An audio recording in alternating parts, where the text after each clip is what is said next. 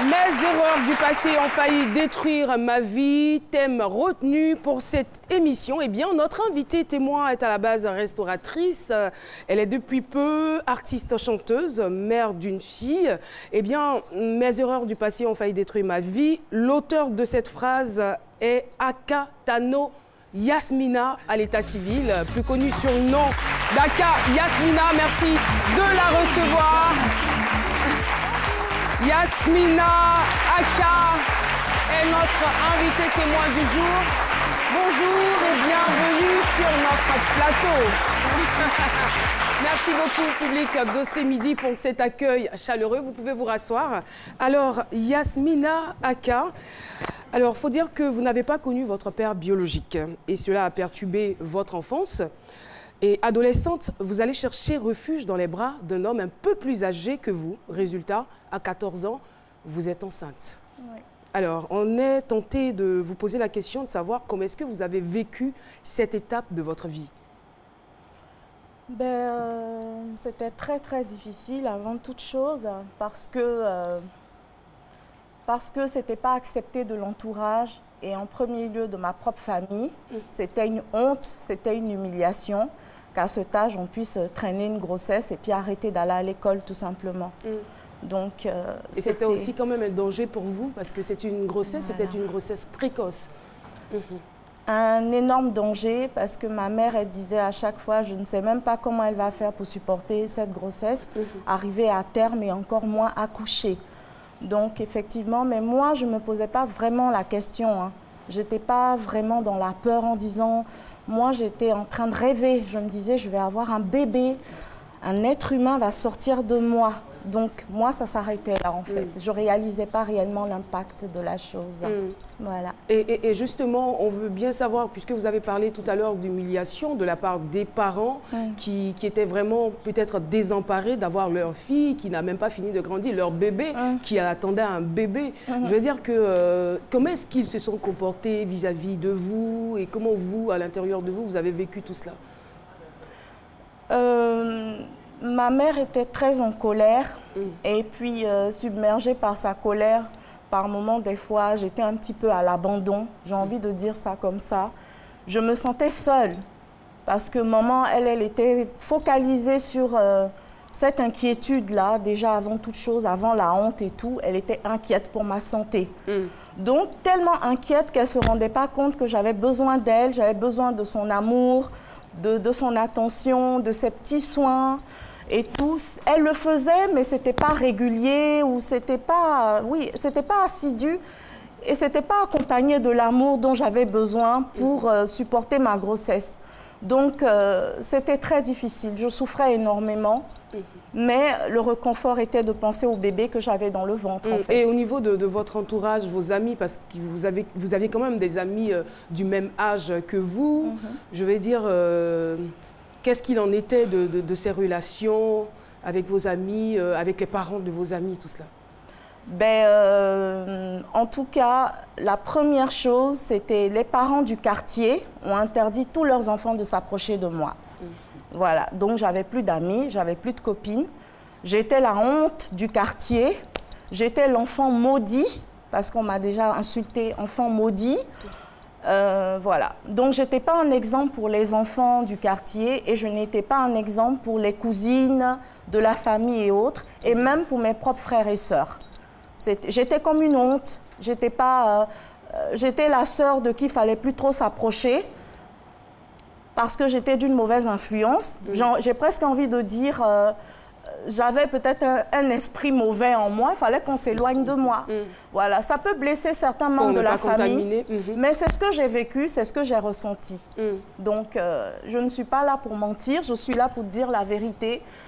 On va arrondir un peu les angles, ok, mais je suis là. Je le constate quand même. Oui.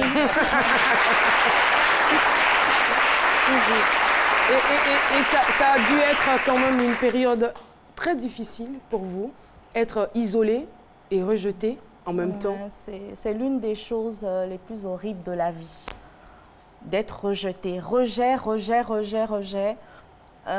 C'est trop compliqué parce qu'on est des êtres humains, même les animaux, on a tous besoin d'être ensemble. On a besoin de se soutenir mutuellement. On a besoin d'amour de l'un et de l'autre. Et tu te retrouves à cet âge-là, les seules personnes sur qui tu peux compter, ta famille, tout le monde te fait la gueule. Je me rappelle même, il y avait une servante dans la maison. Quand j'ouvrais le frigo, elle m'interdisait. Elle m'a dit, on a dit que tu ne dois pas ouvrir le frigo. C'est difficile. Hein. C'est très difficile. Je vous comprends. Je vous comprends. Merci. Yasmina, on va se calmer. Je sais que ce sont des souvenirs douloureux. Vous avez quand même tenu à venir les partager avec nous. Et nous sommes sûrs que cette émission va vous servir d'exutoire, qu'au sortir de cette émission, vous allez mieux vous sentir. Parce qu'aujourd'hui, ce souvenir-là s'est transformé quand même en bonheur. Nous allons y revenir. Mais ce que je veux savoir, est-ce que quelque part, vous bénéficiez en ce moment-là du soutien de l'auteur de votre grossesse? Boza, excuse-moi si tu regardes. C'était un homme qui n'était pas stable dans sa vie. Il était aussi, il n'était pas indépendant, il dépendait d'un de ses oncles, donc il n'arrivait pas vraiment à intervenir. Il y avait des petits moments, c'était tellement rare que j'ai de la peine à m'en rappeler, mais il a essayé de temps en temps de faire des gestes quand j'ai accouché, tout ça. Mais en l'occurrence, c'était ma maman qui faisait tout. Voilà, c'était maman. Et je veux dire qu'à cet âge-là, le corps de la jeune fille est frêle, pas suffisamment préparé à recevoir un bébé. Comment va se passer l'accouchement? Moi, pour moi, c'était tout simplement un miracle, l'accouchement.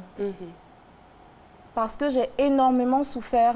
Au niveau des contractions, c'était horrible. Je criais dans tout l'hôpital, mais je criais, je hurlais, je me traînais, je roulais partout.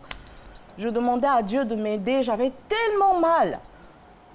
Mais au final, au moment où l'enfant devait sortir, elle est sortie tranquillement. J'ai pas eu de difficultés à aucun niveau.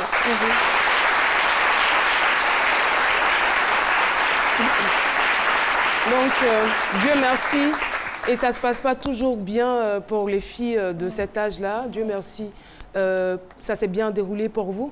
Et ce que je veux savoir, elle est devenue aujourd'hui une belle jeune fille qui fait forcément votre fierté. Mais l'après-accouchement se déroule comment? Est-ce que le regard et l'attitude des parents changent vis-à-vis de vous? Ça s'empire ou ça s'atténue? Je ne dirais pas que ça s'est empiré, je ne dirais pas réellement que ça s'est atténué. J'étais toujours en train de vivre le même rejet, mais le petit changement qu'il y a eu, c'est quand j'ai accouché que je voyais ma maman laver le bébé à chaque fois.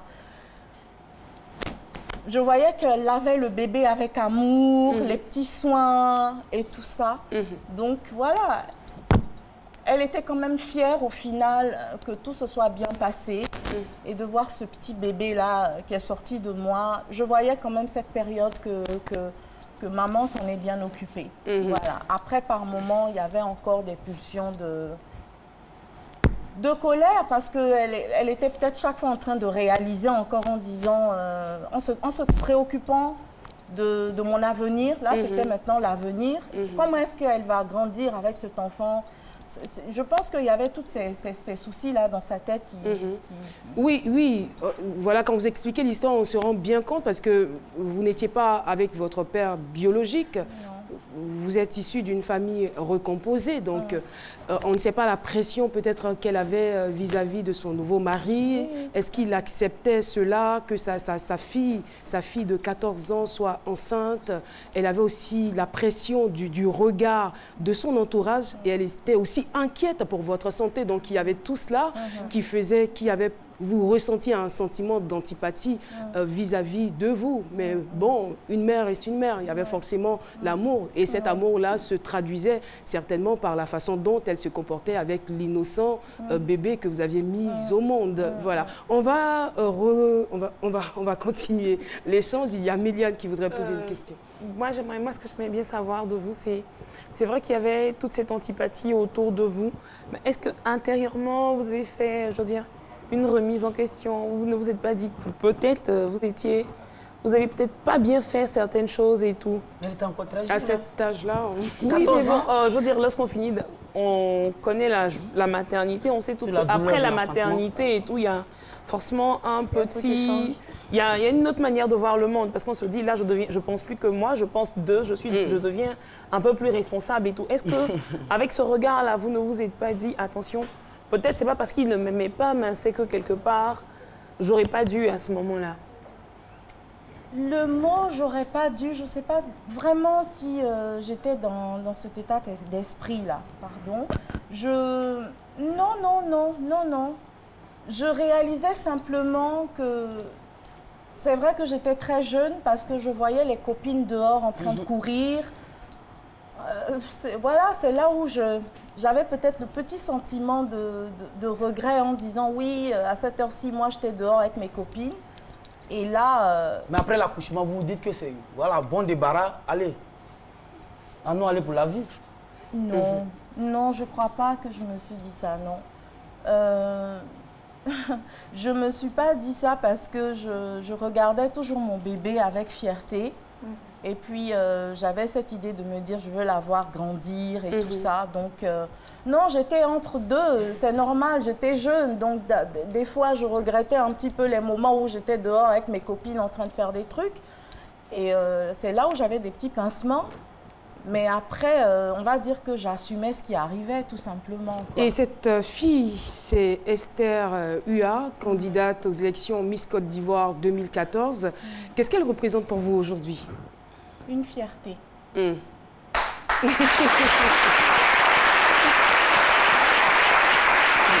fierté qui illumine votre visage. Je suis fière de ma beauté. Oh là là. Esther, on va vous permettre de reprendre vos esprits. Eh bien, notre invitée témoin du jour, c'est Yasmina Aka, la mère d'Esther Ua. Eh bien, il faut dire qu'elle est artiste, chanteuse et à la base restauratrice. Eh bien, elle a connu beaucoup de moments difficiles parce qu'étant tombée enceinte très tôt, à l'âge de 14 ans, elle a connu le rejet. Et il y a des personnes qui nous regardent et nous voulons dire qu'au-delà des erreurs qui peuvent détruire la vie, le rejet encore plus, on ne peut pas imaginer à quel point ce n'est peut-être pas visible, mais le rejet est véritablement, comme le disait quelqu'un, une puissance qui détruit les vies. Et c'est ce qu'elle a vécu.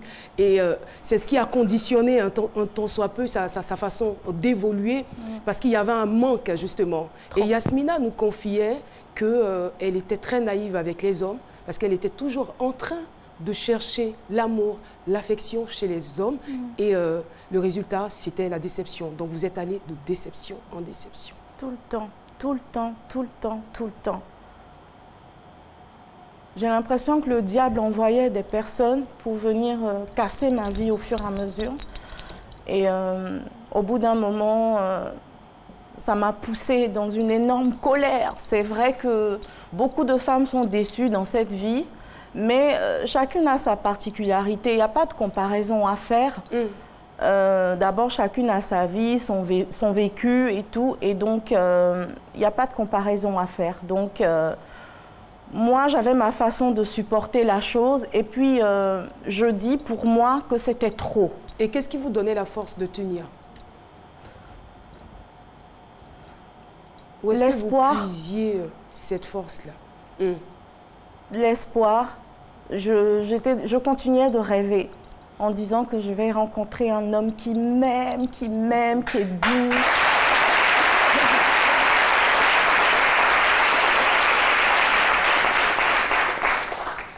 J'espère que cet espoir-là ne s'est pas éteint. Non, j'ai eu des moments où j'y croyais plus. J'ai même dit que j'allais faire vœu de chasteté. Rester comme ça parce que peut-être que c'est pas fait pour moi. Donc je vais plus penser à un homme dans ma vie. Je vais plutôt me canaliser sur d'autres choses, garder cette énergie sur d'autres choses, mais ça ne sert plus à rien. Pour moi, c'était un moment, c'était fini. Et après, il y a un esprit qui est remonté à la tête en disant non, ça vient, attends. Un peu avant la pub, on parlait de votre fille Esther. Et le mot que vous avez employé, c'était fierté, qui vous a plongé encore dans une autre émotion. Jusqu'où êtes-vous prête à aller pour Esther?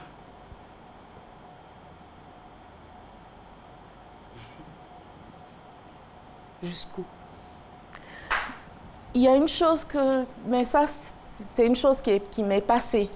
Une fois, j'étais en train de me dire, si je dois me sacrifier ma vie pour la voir réussir dans toute sa splendeur et pouvoir être cachée tous les jours, cette âme-là, qui n'est plus de ce monde, enfin, qui est quelque part dans ce monde et qui voit sa fille être heureuse tous les jours, je donnerais ma vie. Mais je voudrais juste avoir la possibilité de pouvoir la voir quand elle se douche, quand elle mange, quand elle se déplace. Même si je ne suis plus en vie, je veux participer à son quotidien. Je ne veux pas être morte et puis c'est terminé.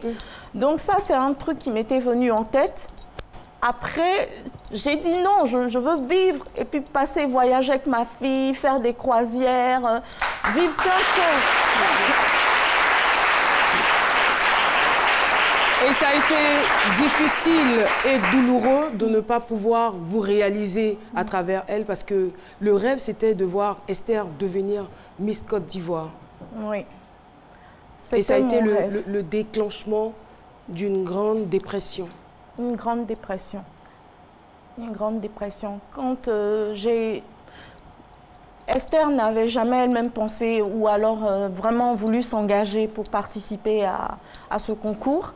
C'est moi qui l'ai poussée. J'ai dit, il faut que tu te présentes, il faut que tu te présentes et tout. Elle ne voulait pas parce qu'à l'époque, elle était très, très, très mince. Donc, elle ne voulait pas. Elle me dit, maman, être Miss, c'est pas quand même être trop mince comme ça. Il faut que j'ai un peu de forme. Hein, Je dis, non, c'est pas vrai. Telle Miss, là, Aïssa Kadia, 2013, puisqu'elle a fait en 2014. J'ai dit, elle est toute mince, vous êtes pareil. Elle me dit, c'est pas vrai, tu l'as pas bien vue. J'ai dit, si, c'est pareil. Alors, j'ai insisté pour que Esther accepte de participer. Pour moi, je lui ai dit, écoute, on nous a trop humiliés, on nous a trop rejetés, on a été toujours, je sais pas, dans le noir et tout ça, ça suffit, quoi. Je veux enfin que la vie nous reconnaisse, je veux enfin que tu deviennes... Je veux te voir réussir. Je veux enfin qu'on dise l'enfant maudit qu'on a traité là, que j'étais là. J'ai sorti une reine. Je veux. Ce que moi je veux savoir, en tant que mère, je tiens à vous encourager parce que c'est vraiment fort de voir jusqu'où la maman est prête pour son enfant. Mais après, ce que j'ai envie de demander, est-ce qu'il fallait forcément pousser votre fille à ce concours? Est-ce qu'il fallait forcément passer par ce concours? Parce que je suppose qu'elle était encore élève. Il y avait d'autres domaines d'activité dans lesquels elle pouvait forcément réussir. Pourquoi ça a été forcément Miss? À ce moment-là, c'était quelque chose que je voulais et que moi-même j'avais toujours voulu dans le passé. Mais comme je n'étais pas assez grande, je n'ai pas pu participer. Donc, de toute façon, ce concours, ça a été toujours mon propre rêve. Justement. Ça, c'est déjà une chose. Et je m'étais dit qu'à travers ce concours, on pouvait avoir enfin une identité dans ce monde. Voilà. Qu'on allait sortir un peu de ce noir-là et puis être enfin reconnu, respecté, admiré. Parce que dans la vie, quand on réussit, on est respecté de tous, on est admiré. Et puis j'avais enfin envie que ça se passe dans notre vie à nous. Donc, et malheureusement, les choses ne se sont pas déroulées comme vous le souhaitiez. Et ça s'est très mal passé, il faut le dire. Et vous avez été, on va dire, la risée des réseaux sociaux après le scandale vis-à-vis de Victor Yapobi. Et voilà, voilà, les choses sont parties comme ça en branle. Et là, vous allez faire une dépression. Et on va voir des photos de nu de vous sur Facebook. Vous l'avez vraiment très, très mal digéré. Et vous nous avez confié que vous regrettez vraiment ces actes que vous avez posés. Ouais. Je n'ai pas accepté la défaite. Je n'ai pas accepté parce que je ne dormais plus. Quand la compétition a commencé, je ne dormais plus. Je ne partais plus travailler. Je restais nuit et jour sur les réseaux sociaux pour demander aux gens de voter ma fille. Votez Esther, votez Esther. Je ne dormais plus. Je ne dormais plus. Je me souciais de chaque chose dont avait besoin Esther. J'arrêtais pas de lui faire des mandats, des mandats. Maman, j'ai besoin de ci, j'envoie. Je ne voulais pas que ma fille manque de quelque chose. J'ai tellement investi que je n'ai pas accepté. Non seulement je ne dormais pas, j'étais épuisée quand je suis arrivée à Abidjan. J'étais vraiment fatiguée. Avant ça, j'avais vécu une arnaque, juste avant de me déplacer. Je ne connaissais pas les réseaux sociaux et j'ai commencé à discuter avec un jeune homme qui s'avère après être un brouteur. Moi, je ne savais pas ce que c'est que brouteur. Donc, juste avant de venir, j'avais envoyé 2 millions de francs CFA à une personne avec qui je discutais au bout d'une semaine. Je lui ai envoyé cet argent parce qu'il m'a dit qu'il en avait besoin et je le trouvais tellement gentil. Et je croyais, je me disais c'était vraiment un footballeur parce qu'il le disait. Donc, j'ai envoyé cet argent. Il me disait, oui, tu ne peux pas comprendre tout ce que je vais te donner. Je vais t'acheter la dernière voiture que tu veux. On va vivre dans une grande maison. Je gagne bien dans mon club. Et il était mignon, charmant. Et puis voilà. Voilà. Donc déjà, tout ça mis ensemble... J'étais fatiguée. Oui, vous étiez très fatiguée. Oui. Nous, on vous comprend. On comprend ce que vous avez vécu depuis votre enfance jusqu'à maintenant, vos rêves qui ne se sont pas réalisés, votre envie de voir votre fille réussir et qui était peut-être à 2 doigts de le faire et cela ne s'est pas réalisé. Donc c'était très difficile, ça a été amer pour vous. On n'ose même pas imaginer. Voilà, c'est pourquoi aujourd'hui c'est vraiment difficile de juger les gens par juste les actes qu'ils posent. Il faut aller en profondeur. Et aujourd'hui, si vous ne nous aviez pas donné l'occasion de vous écouter, de vous entendre, on ne saurait pas ou on n'aurait pas su ce que vous avez vécu par le passé. En tout cas, vous avez notre encouragement, vous avez notre soutien. On essaiera d'aller le plus loin possible pour vous aider. Et à vous entendre parler, on se rend bien compte que vous êtes consciente de votre mal-être. Moi, ce que je veux savoir, est-ce que vous avez cherché de l'aide? Si oui, où et comment? Au départ, j'avais de la peine à me dire que j'avais vraiment un problème. Je savais que je n'étais pas bien durant toute mon enfance et tout ça. J'ai l'impression que j'avais un corps qui était dans ce monde et que mon esprit n'était pas dans mon corps. Je ne sais pas où j'étais. J'ai l'impression que je ne connaissais même pas mon visage. Donc, toute une vie comme ça, c'est horrible. Je souhaite à personne de ressentir ce que j'ai ressenti toute ma vie. C'est trop compliqué à expliquer.